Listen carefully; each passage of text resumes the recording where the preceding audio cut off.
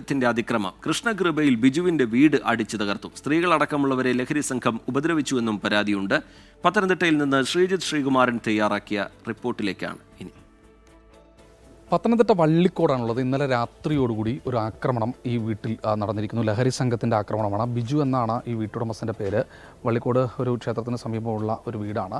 എന്തായാലും ഈ പ്രദേശത്ത് ഇന്നലെ രാത്രിയോടുകൂടി ലഹരി സംഘത്തിൻ്റെ ആക്രമണം നടന്നെന്ന വിവരമാണ് പോലീസിന് ലഭിച്ചത്. അങ്ങനെ പോലീസ് ഇപ്പോൾ സ്ഥലത്തെത്തി മഹസറടക്കം തയ്യാറാക്കുന്ന ദൃശ്യങ്ങളാണ് ഇപ്പോൾ നമ്മൾ ഫ്രെയിമിൽ കണ്ടുകൊണ്ടിരിക്കുന്നത്. ചെടിച്ചട്ടിയൊക്കെ എടുത്ത് എറിഞ്ഞ് പൂർണ്ണമായി വീടിൻ്റെ മുൻവശവും അതുപോലെ തന്നെ കാറുമൊക്കെ പൂർണ്ണമായി തകർത്ത ഒരവസ്ഥയിലാണുള്ളത്. ആയുധങ്ങളുമായിരുന്നു ഈ സംഘം എത്തിയത്. രണ്ടംഗ സംഘമായിരുന്നു. ഇതിൽ ഇവർ ഏറ്റവും എടുത്തു പറയുന്നത് തൊട്ടപ്പുറത്തെ പ്രദേശത്തിരുന്ന് മദ്യപിക്കുകയായിരുന്നു രണ്ടുപേർ. രണ്ട് യുവാക്കളാണ്. അവർ മറ്റു ലഹരിയും ഉപയോഗിച്ചിട്ടുണ്ടായിരുന്നു എന്ന് പറയുന്നു. അത് ചോദ്യം ചെയ്ത് ഈ വീട്ടുടമസ്ഥൻ രംഗത്തെത്തി. ബഹളം വെക്കരുതെന്ന് പറഞ്ഞ് ഈ വീട്ടുടമസ്ഥൻ രംഗത്തെത്തുകയായിരുന്നു. എത്ര പേരുണ്ടായിരുന്നു എന്നാണ് പറഞ്ഞത്? അവർ മൂന്ന് പേരായിരുന്നു മൊത്തം ഉണ്ടായിരുന്നത്. 2 പേരാണ് ഇതിനുള്ളിൽ കയറി അക്രമം കാണിച്ചത്. അതിൽ ഒരുത്തനാണ് ഇതെല്ലാം ഉപദ്രവിക്കാൻ ശ്രമിച്ചത്. പ്രദേശത്തുള്ള ആളുകളാണോ? അതെ, ഈ പ്രദേശത്ത് തന്നെയുള്ള ആളുകളാണ്. അവർ സ്ഥിരം ഇവിടുത്തെ പുള്ളികളാണ്. പല കേസുകളിലും പ്രതിയാണ്. പല പ്രാവശ്യം അത് ഇവിടെ അടുത്ത് താമസിക്കുന്ന ശ്യാം എന്ന് പറയുന്ന വ്യക്തിയാണ്. ശ്യാമിൻ്റെ കൂട്ടുകാരൻ മറ്റവൻ്റെ പേര് ബിബിൻ ഇല്ലേ? വിമലും അഭിജിത്തും. ഞങ്ങൾ വരുമ്പം ഒരാളെ ഗേറ്റ് ചാടി കടന്ന് ആ ഡോറിനിട്ട് തൊഴിക്കുന്നു. ആ ഡോറിനിട്ട് തൊഴിച്ചതിന് ശേഷം കറങ്ങി വന്നിട്ട് അവിടുന്ന് ആ കുഴവി എടുത്തിട്ട് അവിടുത്തെ ഗേറ്റ് പിന്നെ അവലിനെ എടുത്ത് എറിയുന്നു. അത് കഴിഞ്ഞ് തിരിച്ചിറങ്ങുന്നു. പിന്നെയും ഗേറ്റ് ചാടി കയറി വരുന്നു.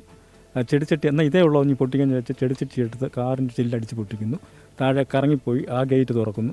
ഈ വീട്ടുടമസ്ഥനൊക്കെ ഉണ്ടായിരുന്നല്ലോ. വീട്ടുടമസ്ഥനൊക്കെ അവർ അകത്ത് പേടിച്ച് അകത്ത് കയറിയിരിക്കുകയാണ്.